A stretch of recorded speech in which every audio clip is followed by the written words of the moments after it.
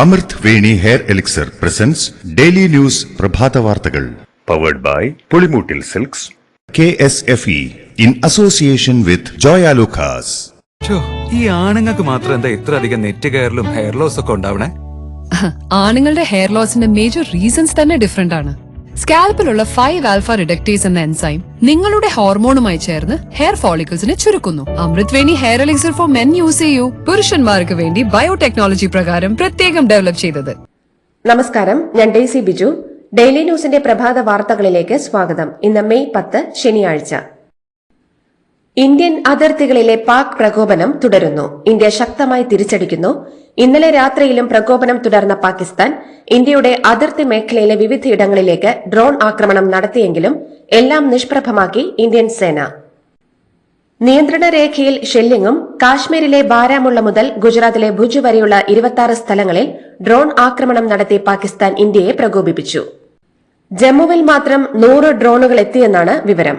എല്ലാം ഇന്ത്യൻ സേന തകർത്തു. ജമ്മു കാശ്മീർ, പഞ്ചാബ്, രാജസ്ഥാൻ, ഗുജറാത്ത് എന്നീ സംസ്ഥാനങ്ങളിലാണ് പാക് ഡ്രോണുകൾ എത്തിയത്.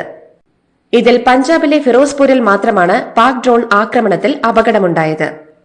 മേഖലയിലെ ഒരു വീടിന് മേലെ പതിച്ച ഡ്രോൺ വലിയ തീപിടുത്തത്തിന് കാരണമായി. ഒരു സ്ത്രീക്ക് ഗുരുതരമായി പൊള്ളലേറ്റു. പരിക്കേറ്റ 2 പേരുടെ നില സാരമുള്ളതല്ലെന്നാണ് വിവരം.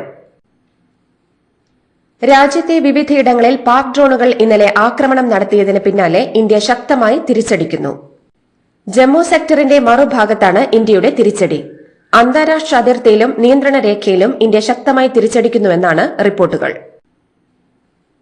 രാജ്യാതിർത്തി കടന്നുള്ള പാകിസ്ഥാന്റെ പ്രകോപനങ്ങൾക്ക് കനത്ത തിരിച്ചടി നൽകാൻ ഇന്ത്യൻ നാവികസേനയും രംഗത്ത്.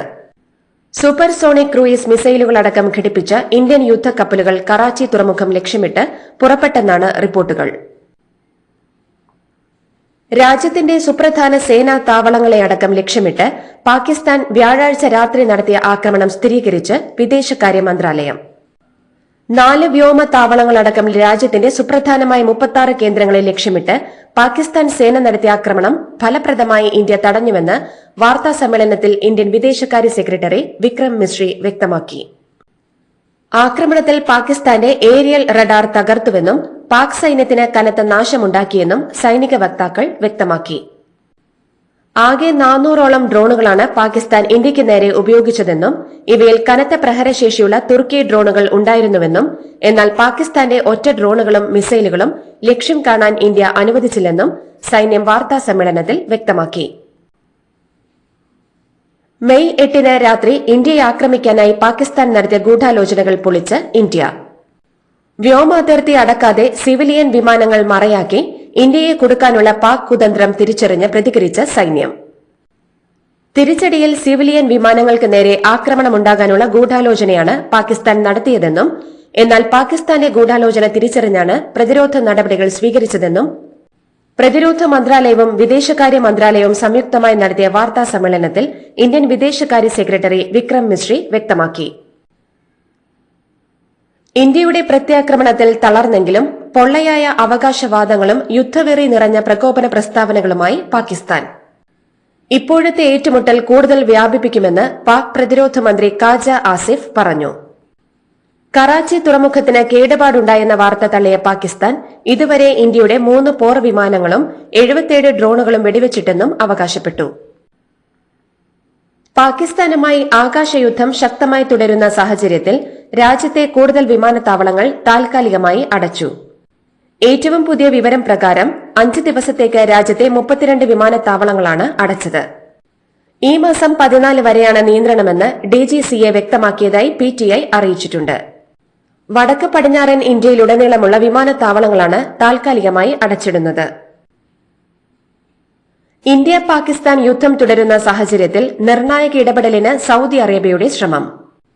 ഇന്നലെ രാത്രി പാകിസ്ഥാൻ പ്രധാനമന്ത്രി ഷഹബാസ് ഷെരീഫുമായി സൌദി വിദേശകാര്യ സഹമന്ത്രി അദേൽ അൽ ജുബൈർ കൂടിക്കാഴ്ച നടത്തി. ഇന്ത്യൻ വിദേശകാര്യമന്ത്രി S ജയശങ്കറുമായി കൂടിക്കാഴ്ച നടത്തിയ ശേഷമാണ് സൌദി വിദേശകാര്യ സഹമന്ത്രി പാകിസ്ഥാനിൽ എത്തിയത്. ഇന്ത്യയും പാകിസ്ഥാനും തമ്മിൽ സംഘർഷം മൂർച്ഛിക്കുന്നതിനിടെ US state secretary Marco Rubio വിദേശകാര്യ സെക്രട്ടറി S ജയശങ്കറിനെയും പാകിസ്ഥാൻ പ്രധാനമന്ത്രി ഷഹബാസ് ഷെരീഫിനെയും ഫോണിൽ വിളിച്ചു. ഇരു രാജ്യങ്ങളും തമ്മിലുള്ള നേരിട്ടുള്ള സംഭാഷണത്തിന് പിന്തുണ അറിയിക്കുകയും സംഘർഷം കുറയ്ക്കാൻ നടപടി സ്വീകരിക്കണമെന്നും ചെയ്യണമെന്ന് അദ്ദേഹം ആവശ്യപ്പെട്ടു. പാകിസ്ഥാനുമായുള്ള സംഘർഷത്തിനിടെ 3 സേനാ മേധാവികളുമായി ചർച്ച നടത്തി പ്രധാനമന്ത്രി നരേന്ദ്രമോദി.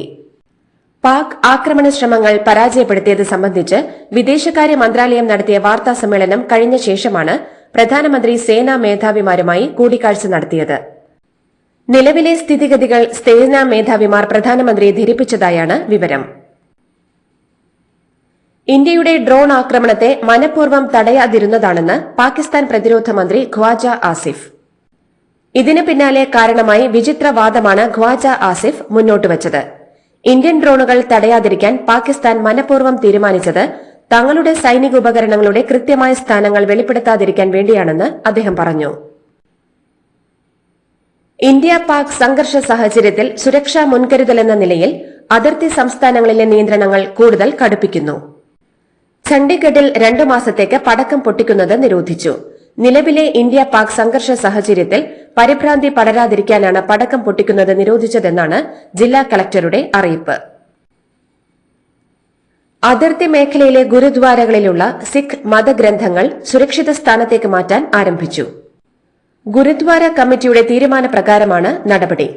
സുരക്ഷിതമായ മറ്റ് സിഖ് ചരിത്ര സ്മാരകങ്ങളിലേക്കാണ് ഗ്രന്ഥങ്ങൾ മാറ്റുന്നത്. സംഘർഷം വർദ്ധിച്ച സാഹചര്യത്തിൽ ഇന്ത്യയുടെ ഭാഗത്തുനിന്ന് വലിയ കരുതൽ മുന്നൊരുക്കങ്ങളാണ് നടക്കുന്നത്. ഇന്ത്യ പാക് സംഘർഷ സാഹചര്യത്തിൽ ആരോഗ്യ മന്ത്രാലയത്തിലെ എല്ലാ ഉദ്യോഗസ്ഥരുടെയും അവധികൾ സർക്കാർ റദ്ദാക്കി. നേരത്തെ അനുവദിച്ച അവധികളടക്കം സർക്കാർ റദ്ദാക്കിയിട്ടുണ്ട്. ഉദ്യോഗസ്ഥർ ഉടൻ ജോലിയിൽ പ്രവേശിക്കണമെന്ന സർക്കുലറും ഇറക്കി. മുന്നൊരുക്കത്തിന്റെ ഭാഗമായാണ് ഇത്തരം ഒരു സ്വാഭാവിക നടപടി. എയിംസിലെ എല്ലാ ഡോക്ടർമാരുടെയും അവധി റദ്ദാക്കിയിട്ടുണ്ട്.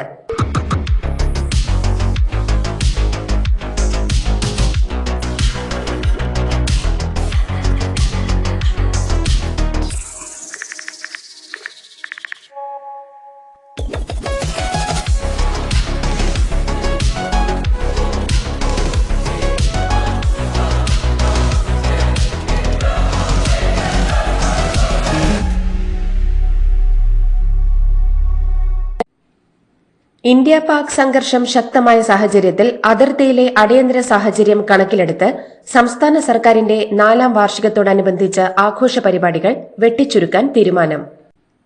അടിയന്തരമായി ഓൺലൈനായി ചേർന്ന മന്ത്രിസഭാ യോഗത്തിൽ സംസ്ഥാനത്ത് ജാഗ്രതാ നിർദ്ദേശം പുറപ്പെടുവിക്കാൻ തീരുമാനിച്ചു. സ്ഥിതിഗതികൾക്കനുസരിച്ച് തീരുമാനമെടുക്കാൻ മുഖ്യമന്ത്രിയെ ചുമതലപ്പെടുത്തി. ഇന്ത്യ പാക് അതിർത്തിയിലെ സംഘർഷാവസ്ഥയുടെ പശ്ചാത്തലത്തിൽ അതിർത്തി സംസ്ഥാനങ്ങളിലെ കേരളീയർക്കും മലയാളി വിദ്യാർത്ഥികൾക്കും സഹായവും വിവരങ്ങളും ലഭ്യമാക്കുന്നതിനായി ദില്ലി കേരള ഹൌസിൽ 24 മണിക്കൂറും പ്രവർത്തിക്കുന്ന കൺട്രോൾ റൂം തുറന്നു. മുഖ്യമന്ത്രി പിണറായി വിജയന്റെ നിർദ്ദേശപ്രകാരമാണ് കൺട്രോൾ റൂം തുറന്നത്. Control room help line number 0112374707. India Pakistan സംഘർഷം ശക്തമാകുന്ന സാഹചര്യത്തിൽ രാജ്യത്തിനായി പ്രത്യേകം പ്രാർത്ഥന നടത്താൻ മലങ്കര ഓർത്തഡോക്സ് സഭ ആഹ്വാനം ചെയ്തു. ഭാരതത്തിനും സൈനികർക്കും അതിർത്തിയിലെ ജനസമൂഹത്തിനും വേണ്ടി പ്രത്യേകം പ്രാർത്ഥന നടത്തണമെന്ന് സഭ അധ്യക്ഷൻ മാർ തോമ മാത്യൂസ് തൃതീയൻ കത്തോലിക്ക ബാവ ആഹ്വാനം ചെയ്തു. അതിർത്തി കാക്കുന്ന സൈനികർ സുരക്ഷിതരായിരിക്കാൻ പ്രാർത്ഥിക്കണമെന്നും യുദ്ധത്തിലേക്ക് നീങ്ങാതെ സമാധാനം പുനഃസ്ഥാപിക്കപ്പെടാൻ വേണ്ടി പ്രാർത്ഥിക്കണമെന്നും കത്തോലിക്ക ബാവ പറഞ്ഞു. സംസ്ഥാനത്ത് ഈ വർഷം SSLCക്ക് 99.5% വിജയം. 61,449 കുട്ടികൾക്ക് മുഴുവൻ വിഷയത്തിലും A+ ആണ്. പരീക്ഷ എഴുതിയ 4,24,583 കുട്ടികൾ ഉപരിപഠനത്തിന് അർഹത നേടി. ഏറ്റവും കൂടുതൽ A+ കിട്ടിയത് മലപ്പുറം വിദ്യാഭ്യാസ ജില്ലയ്ക്കാണ്. കണ്ണൂർ ജില്ലയിലാണ് വിജയ ശതമാനം ഏറ്റവും കൂടുതൽ, കുറവ് തിരുവനന്തപുരത്തും. പുനർമൂല്യനിർണ്ണയം, സൂക്ഷ്മ പരിശോധന എന്നിവയ്ക്കുള്ള അപേക്ഷ ഈ മാസം 12 മുതൽ 15 വരെ നൽകാം. വിജയശതമാനം കുറഞ്ഞ 10 സർക്കാർ സ്കൂളുകളുടെ സ്ഥിതി പ്രത്യേകം പരിശോധിക്കുമെന്ന് വിദ്യാഭ്യാസ മന്ത്രി വി ശിവൻകുട്ടി പറഞ്ഞു. SSLC പരീക്ഷാഫലം പ്രഖ്യാപിച്ച സാഹചര്യത്തിൽ ഉപരിപഠനത്തിന് അർഹത നേടാത്ത റെഗുലർ വിഭാഗം വിദ്യാർത്ഥികൾക്കുള്ള സേ പരീക്ഷ 2025 മെയ് 28 മുതൽ ജൂൺ 5 വരെ നടത്തും. ജൂൺ അവസാന വാരം സേ പരീക്ഷാഫലം പ്രഖ്യാപിക്കും. പുനർമൂല്യനിർണ്ണയം, സൂക്ഷ്മ പരിശോധന എന്നിവയ്ക്കുള്ള അപേക്ഷ ഈ മാസം 12 മുതൽ 15 വരെ നൽകാം. താമരശ്ശേരി ഷഹബാസ് കൊലക്കേസിൽ പ്രതികളായ 6 വിദ്യാർത്ഥികളുടെ പരീക്ഷാഫലം പ്രസിദ്ധീകരിക്കാത്തതിൽ വ്യക്തത വരുത്തി പൊതുവിദ്യാഭ്യാസ ഡയറക്ടർ എസ് ഷാനവാസ്. കേസിൽപ്പെട്ട വിദ്യാർത്ഥികളുടെ SSLC ഫലം പൊതുവിദ്യാഭ്യാസ വകുപ്പ് തടഞ്ഞതു തന്നെയെന്ന് എസ് ഷാനവാസ് വ്യക്തമാക്കി. വിദ്യാഭ്യാസ വകുപ്പിന് ചില നിലപാടുകളുണ്ടെന്നും അക്രമവാസനകൾ വെച്ച് പൊറുപ്പിക്കില്ലെന്നും പൊതുവിദ്യാഭ്യാസ ഡയറക്ടർ വിവരിച്ചു. ഉരുൾപൊട്ടൽ ദുരന്തത്തിന്റെ വേദനയ്ക്കിടയിലും SSLC പരീക്ഷയിൽ 100% വിജയം നേടി വയനാട്ടിലെ വെള്ളാർമല ഹൈസ്കൂൾ. 55 കുട്ടികളാണ് വെള്ളാർമല ഹൈസ്കൂളിൽ നിന്നും 10ാം തരം പരീക്ഷ എഴുതിയത്. ഒരു കുട്ടിക്ക് എല്ലാ വിഷയത്തിനും A+ ലഭിച്ചു. ഉരുൾപൊട്ടൽ ദുരന്തത്തിൽ വെള്ളാർമലയിലെ 32 കുട്ടികൾ മരിച്ചിരുന്നു. ഇതിൽ 7 പേർ ഇത്തവണ SSLC പരീക്ഷ എഴുതേണ്ടതായിരുന്നു. സംസ്ഥാനത്ത് IPS തലപ്പത്ത് അഴിച്ചുപണി. ADGP MR അജിത് കുമാറിന് പുതിയ എക്സൈസ് കമ്മീഷണറായി നിയമിച്ചു. DGP മനോജ് എബ്രഹാമിനെ ഫയർഫോഴ്സിൽ നിന്നും മാറ്റി പുതിയ വിജിലൻസ് ഡയറക്ടറുടെ ചുമതല നൽകി. KSRTCക്ക് സംസ്ഥാന സർക്കാർ സഹായമായി 103.24 കോടി രൂപ കൂടി അനുവദിച്ചതായി ധനകാര്യമന്ത്രി KN ബാലഗോപാൽ അറിയിച്ചു. പെൻഷൻ വിതരണത്തിനായി 73.24 കോടി രൂപയാണ് അനുവദിച്ചത്. മറ്റാവശ്യങ്ങൾക്ക് സാമ്പത്തിക സഹായമായി 30 കോടി രൂപയും അനുവദിച്ചു. മലപ്പുറം ജില്ലയിൽ നിപ്പ ബാധിച്ച രോഗിയുടെ സമ്പർക്ക പട്ടികയിൽ ഉൾപ്പെട്ട 6 പേരുടെ പരിശോധനാ ഫലം കൂടി നെഗറ്റീവ്. ഇതോടെ 13 പേരുടെ പരിശോധനാ ഫലം നെഗറ്റീവായി. ആകെ 58 പേരാണ് സമ്പർക്ക പട്ടികയിൽ ഉള്ളത്. നിലവിൽ ഒരാൾക്കാണ് നിപ്പ സ്ഥിരീകരിച്ചിട്ടുള്ളത്. 7 പേർ ചികിത്സയിലുണ്ട്. ഒരാൾ ICUവിൽ ചികിത്സയിലുണ്ട്. KPCC വർക്കിംഗ് പ്രസിഡന്റ് സ്ഥാനം പദവിയല്ലെന്നും പുതിയ ഉത്തരവാദിത്വമാണെന്നും ഷാഫി പറമ്പിൽ. എല്ലാവരും ഒരു ടീമായി മുന്നോട്ടു പോകുമെന്നും പാർട്ടിയെ തെരഞ്ഞെടുപ്പിനൊരുക്കുമെന്നും സംസ്ഥാന സർക്കാരിന്റെ ഭരണത്തിൽ നിന്ന് ജനങ്ങൾ മോചനം ആഗ്രഹിക്കുന്നുവെന്നും ഷാഫി പറമ്പിൽ മാധ്യമങ്ങളോട് പറഞ്ഞു.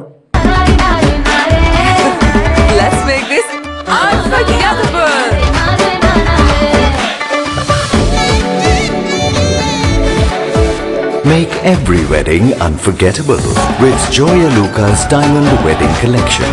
Joya Lucas, world's favorite jeweler. Office സമയം കഴിഞ്ഞാലും അവധി ദിനമാണെങ്കിലും പണത്തിന് ആവശ്യമെങ്കിൽ മൊബൈൽ ആപ്പ് വഴി ഉടനടി അക്കൗണ്ടിലെത്തും. അതാണ് KSFE smart gold over draft. ഏത് ശാഖയിലും സ്വർണം വയ്ക്കൂ. മൊബൈൽ ആപ്പ് വഴി എപ്പോഴും എവിടെ വെച്ചും പണം പിൻവലിക്കൂ. പരമാവധി 50 ലക്ഷം രൂപ വരെ.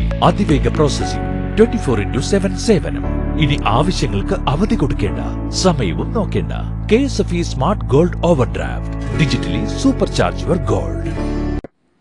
ആഗോള കത്തോലിക്ക സഭയുടെ മഹാ ഇടയന് ഇന്ത്യൻ ജനതയുടെ അഭിനന്ദനങ്ങളും ആശംസകളും അറിയിച്ച് പ്രധാനമന്ത്രി നരേന്ദ്രമോദി. പുതിയ മാർപ്പാപ്പയുമായി ആശയങ്ങൾ പങ്കിടുന്നതിനും ഊഷ്മള ബന്ധം തുടരുന്നതിലും ഇന്ത്യ പ്രതിജ്ഞാബദ്ധമാണെന്നും പ്രധാനമന്ത്രി പറഞ്ഞു. ഇന്ത്യ പാക് സംഘർഷങ്ങൾക്കിടെ മുംബൈയിലെ ടാറ്റ മെമ്മോറിയൽ ആശുപത്രിയിൽ വ്യാജ ബോംബ് ഭീഷണി. ആശുപത്രി അധികൃതർക്ക് ഇമെയിൽ വഴിയാണ് ഭീഷണി സന്ദേശം ലഭിച്ചതെന്ന് മുംബൈ പോലീസ് വ്യക്തമാക്കിയതായി വാർത്താ ഏജൻസിയായ ANI റിപ്പോർട്ട് ചെയ്തു.